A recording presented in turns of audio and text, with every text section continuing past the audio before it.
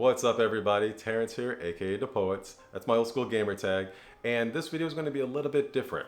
I'm going to kind of do a montage of kind of a day in the life of just going to Venice Beach, walking the dog, and to just kind of see what's going on there. There tends to be a lot of events in Venice Beach, especially when the weather's nice, and I'm going to have my Samsung Galaxy Note 10 Plus 5G phone with me. Venice Beach does have 5G coverage with Verizon, and I have done a previous video on that, so go ahead and check that out. That was at night when pretty much nobody was around, and I was getting almost 2 gigabytes per second speeds downloads. It was amazing. But this is during the day when I'm sure there's going to be tons of performers, lots of people walking around the boardwalk, and lots of people on the beach because the weather's nice. So we're going to see what kind of 5G speeds we get.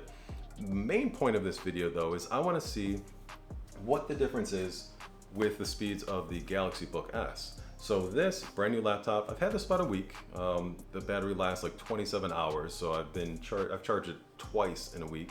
But it does have its own 4G SIM card as well. So this is an always-on device, Qualcomm processor, extremely fast. And so I want to know, does it make any difference in speed if I turn on the hotspot on my Galaxy Note 10 Plus 5G as it's on 5G? And will that increase the speed, upload, download, latency for the Samsung Galaxy Book S?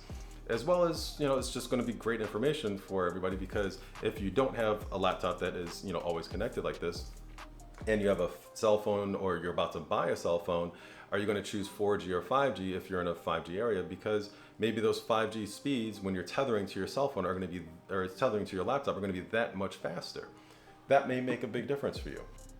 So I'm going to have everything kind of labeled in the video for when I'm on 5G for the Galaxy Note 10 Plus, when I'm on 4G for the internal SIM card for the Samsung Galaxy Book S, also when I'm on the 5G mobile hotspot attached to the Samsung Galaxy Note 10 Plus 5G, lots of names here.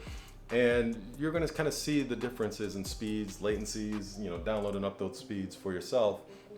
And definitely put some comments below letting me know what you thought some of the differences were going to be and what maybe amazed you. I think you'll be pleasantly surprised with some of the results, but definitely put some comments below what you thought some of the results were going to be in terms of the 4G and 5G speeds, upload, download, and latency, and what maybe surprised you.